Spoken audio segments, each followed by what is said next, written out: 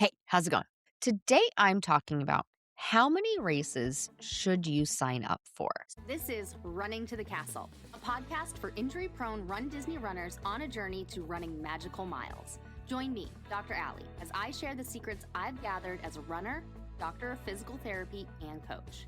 You'll learn the exact ways I get my clients to the castle strong without feeling broken or held together with KT tape as they cross the finish line.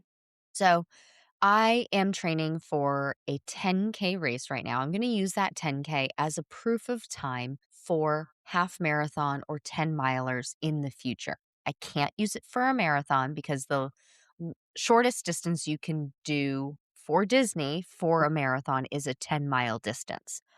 And I do recommend when doing proof of time or aiming for a proof of time that you do the shortest distance allowed for that race that you're going for. So if you're doing a marathon, I recommend training for the shortest race for that. So that would be a 10-mile race. For the half marathon for Disney, the shortest race that will qualify is a 10K. I recommend training for and using the shortest race distance for that proof of time. And some runners will say, no, don't do that. That doesn't make sense. You have to do all of these calculations. It's not a one-to-one difference.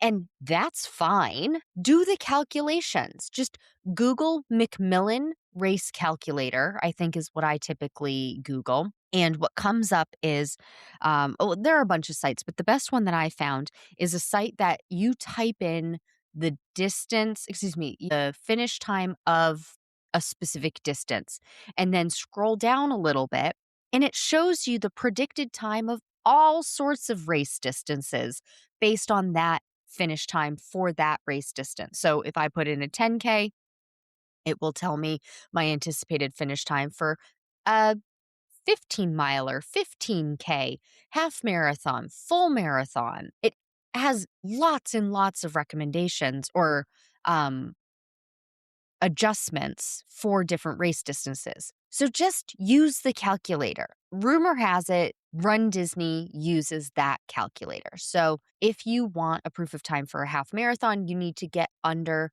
1 hour and 8 minutes on a 10K. Okay, great. So why do that over running under 2.5 hours on a half marathon? Well, because then that is about half the distance that you have to go and maintain that pace. It's shorter. The shorter the distance, the faster you can go. So let that be to use that to your advantage. Okay. So I'm training for this 10K race in September. So when I first told runners that, they were like, why so far out? You're not that far off from that race pace. Sure, I'm not that far off, but I don't know how long it's going to take me to actually get that pace.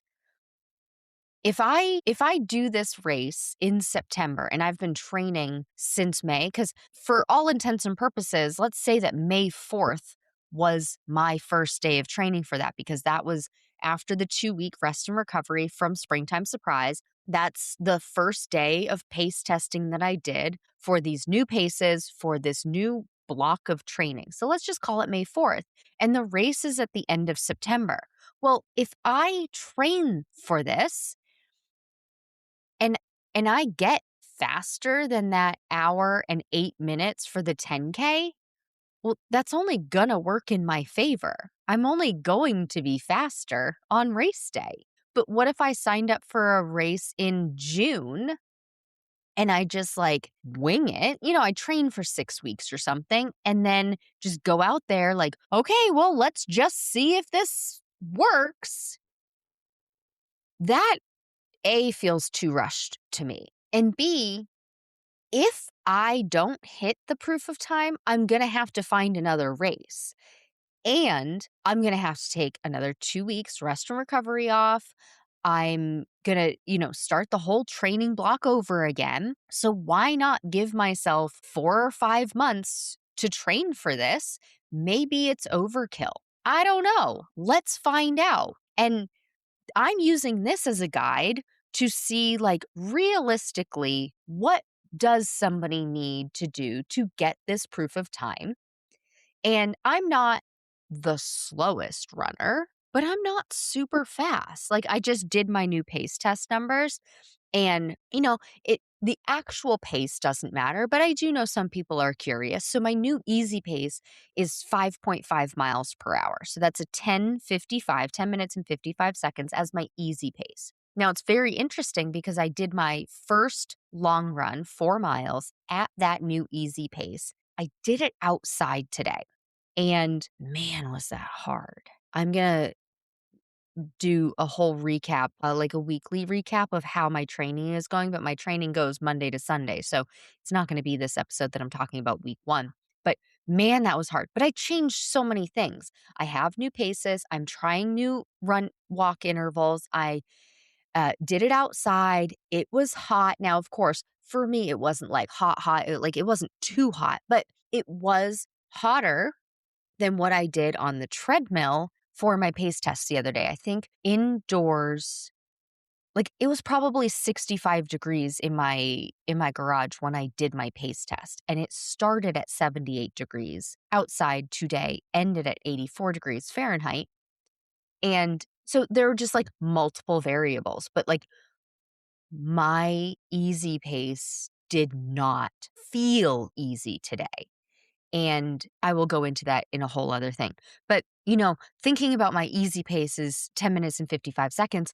My anticipated race pace needs to be, I think I figured it out. It's like an average between my easy and my moderate. And so it's really not that far off. I'm not that far away. But I've never gone for a proof of time before. I've never cared before. This is something I want to see. Can I do it? What does it take to do this for myself, for my clients who ask about it? Realistically, how much faster can I get every month, every 6 weeks? Because as I'm going, I love my data. I love me a good spreadsheet. I'm going to be tracking this. So we're going to see if we can get some numbers. Now, of course, this will be a research of one, but if it works for me, why not then have my clients do it too and follow and track those numbers and just get more data? I love the data. And so I don't know how long this is going to take. Is it going to go well? Am I going to have to change up what I'm doing?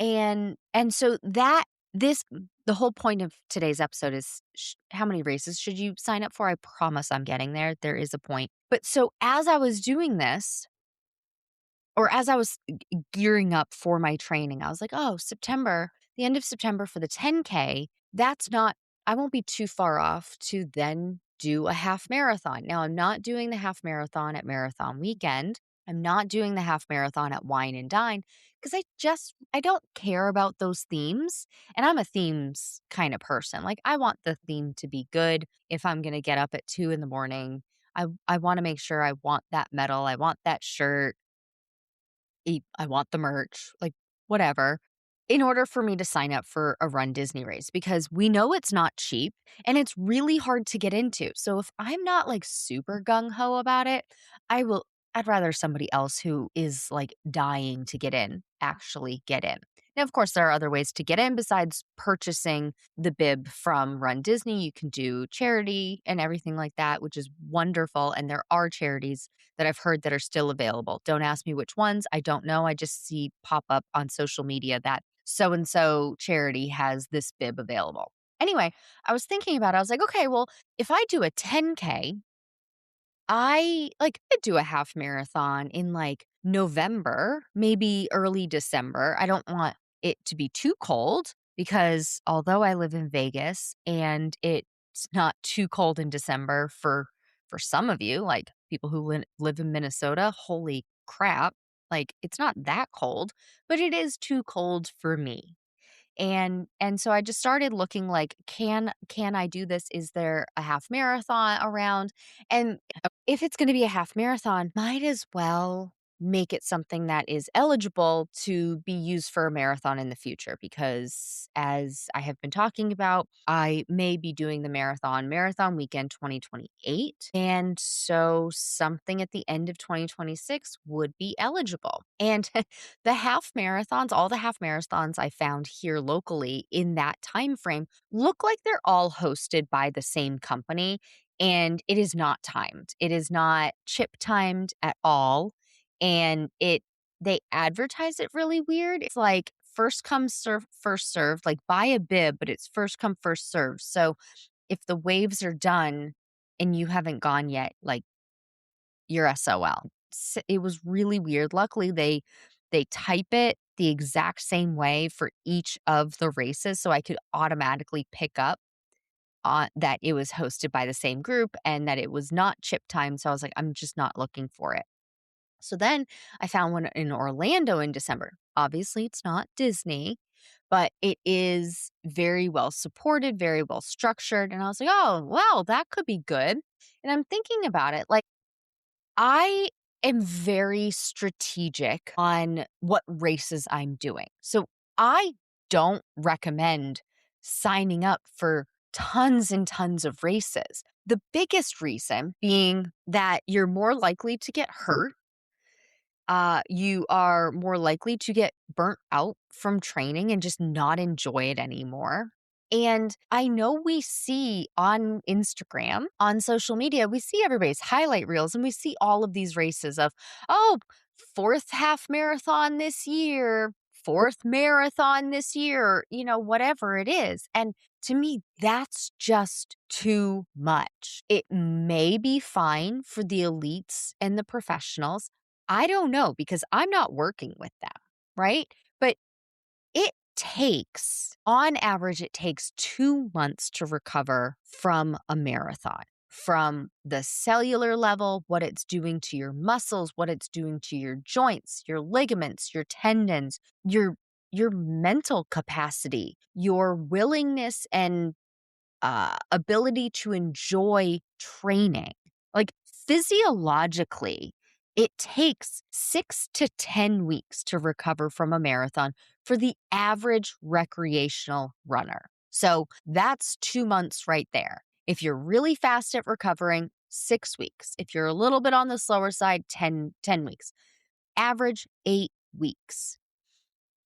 And then you're training for 6 months. So how are we doing more than 2 a year? I mean, yes, of course, if you're recycling miles, which if you haven't heard me use that term before, I mean not training, like you don't have a gap in training. So if you go from marathon weekend doing the marathon, you take your 2 weeks off, rest and recovery, and then you start running again at day 15, but you're running like 3 miles, 4 miles. And comparatively to that marathon, that's not a lot on your body. And you don't have to always start all the way back to zero. And you don't have to then follow the 10% rule, right? Which is increasing by no more than 10% each week. You can go 3 miles, then 5 miles, back down to 4 miles, to 6 miles, to 7 miles. And you're recycling miles, essentially, is how I phrase it, because you never stopped. And so training can go kind of faster because you don't have to just slowly increase. So in that way, you could do 2 marathons in a calendar year. You could potentially do 3 marathons in a calendar year. But remembering in the back of your mind that, oh, even though I'm starting off at 3 miles and I did take my 2 weeks rest and recovery and I am starting back running, I'm still not recovered from this marathon until 2 months after the race date. And so if you try and do too many marathons in the year, it cumulatively, the stress and strain on your body, it's going to come to a head at some point. You're going to hit your ceiling. It's going to come out in the way of muscle injury, tendon tears, stress fractures, other problems, mental health problems, like just not feeling in it, not feeling happy about it anymore, not enjoying it. You can have just other issues going on just from the stress of your body. And so I don't recommend it. And so that it, I don't recommend it. If a runner comes to me and says, I'm doing all of them every year, I'm doing a full Run Disney race season, help me out, I will help you out to be able to do it to the best of your ability with the least likelihood of getting injured, with the least likelihood of burning out. I will 100% help you do that. But if somebody came to me and said, okay, I, how many half marathons should I be doing? How many marathons should I be doing this year? I would say 1 marathon a year, 2, maybe 3 half marathons a year, maybe, but really 2 is good. 5Ks and 10Ks, like, if you're a marathoner and 5Ks, you're like, "Oh, that's easy peasy, that's just a regular Thursday," and to 10K, you're like, "Oh, yeah, like, that's you know, just just go out there and I don't really have to think about it." I would say, okay, you can have a smattering of those throughout the year. But with the caveat that pick 1 or 2 races a year to be your big races, like whether it be I have a time goal or I have a time or a pace goal or I have some kind of I don't want to say extreme goal because it's not necessarily extreme, but as opposed to just finishing, enjoy my time, do the thing, right? Because there is something to say about signing up for races to be motivated to train. And I I recommend being careful with that. Like a lot of runners will say, "Oh, well, if I'm not signed up for a race, I'm not doing anything." And to me that leads toward you don't like it enough to be motivated to keep doing it. So I would say L think about that. If you have to be signed up for a race to train for it, you may not actually enjoy doing the thing, and you just like the medal and, like, the race environment, which is fine, but that down the line might lead to you signing up for lots of races and then still not training for it. So, there is a fine line, like, you don't always train for a race just because you signed up for it, and so sometimes actually toning it back and not signing up for as many races make you want to do the thing more, make you more likely to enjoy training, want to train, enjoy the race experience, and things like that. And having said that, if you do need a race to sign up for, and you do need a race in order to keep training, if you're doing that, don't do all the longest distances. Do a 5K or do a 10K, some half marathons, but not all of the races be the same distance. And so that's where like my 10K proof of time is coming in, where it's like I have a very specific goal for that. I want a proof of time for the 10K or for a half marathon. So I want to finish this 10K in a very specific time frame. And then I was like, okay, well, what could I do after that? Because I don't want to just stop what I'm doing. And I know that the plan right now is to train for a marathon 2028. And don't want I don't want to wait too long to start training for that marathon. I'm a planner, if you haven't guessed. And so I was like, okay, well, what could I do? I could do a half marathon after that. I could do it in the beginning of December. But the goal for the half marathon wouldn't be a proof of time. It would be like train for that distance so that that distance feels comfortable. And then from there, I could go on to continue training for a marathon, not do a marathon, not race a marathon, but train like I'm going to train up for a marathon and get up to marathon distance. I think I figured out with the math of it that I would get to marathon distance around this time next year,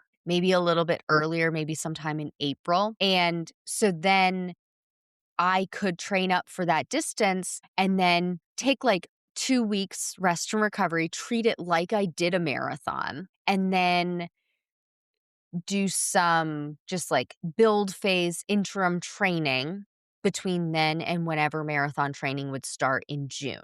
So then I would like just keep going on this forward momentum from the 10K to a half marathon to a quote unquote marathon. No race signed up for it, but just keep training like that because for me, that is motivation. Even if I don't have a marathon signed up for, I really, really want to succeed at the race distance, right? Like I really want to cross the finish line. I have thought about this far enough in advance that I could do 26 miles before official training ever starts. Now, of course, in my training plans, I recommend don't go beyond 20 miles training for a marathon, goofy or dopey when you're training for those, but that's when you're in the training block. If you want to run 26.2 miles, 9 months before race day, that's fine.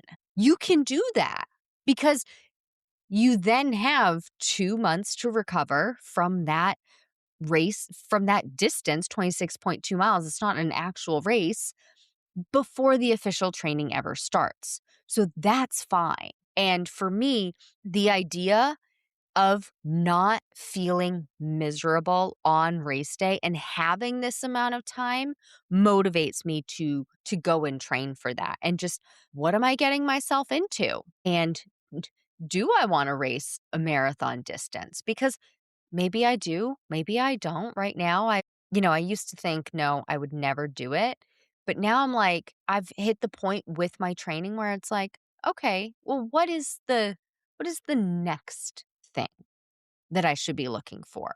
And so part of that is this 10K distance proof of time for a half marathon. So getting faster could be the next thing. Or going farther could be the next thing. But notice I'm not doing them both at the same time. I'm doing them at wildly different time frames. I'll train for this 5K over the next 4 to 6 months, 4 to 5 months, and then train up for a half marathon distance, probably race a half marathon, but not necessarily go for a proof of time then, unless I have this astronomically fast pace because I overshot and just way underestimated how fast I could get in that amount of time, and then go on to the marathon. But those marathon miles would be super duper slow and just like one foot in front of the other. I don't care how long this is taking me. This longest distance is going to take me 8 or 9 hours. And doing it next year at this time, actually in April, would probably be best because, like I said earlier in the episode, it was 78 degrees when I started my run today. And if I'm running 8 hours on a Friday and starting at 8 a.m., like I'm finishing in the middle of the afternoon. I'm going to be running through hot, hot hours if it's May. So there's another thing that goes into this, thinking about like how many races should I be doing? How many, what month and everything should these races be? Because you have to factor in the time on your feet and the temperature and things like that. But really, if you need to sign up for a race, and you're going to ask me, I'm going to say no more than one marathon a year and no more than like 2 half marathons a year, maybe a third if we really could finagle it. But if you need a race to sign up for, do shorter distances and make some other type of goal to keep you active in doing it. It's better off on your whole body, mentally and physically, to do distances that for you are shorter and aren't as taxing on your body. So keep it relatively low in the number and ignore the people on Facebook and social media, Instagram. They're like, "Yep, doing 75 marathons this year." Like, that's the highlight reel. You don't know how they're actually feeling or how they're really doing. They could be putting on a front on Instagram, right? Like, you do you, boo boo. Like, as long as you're putting one foot in front of the other, no matter how fast you're going, no matter how slow you're going, a mile is a mile.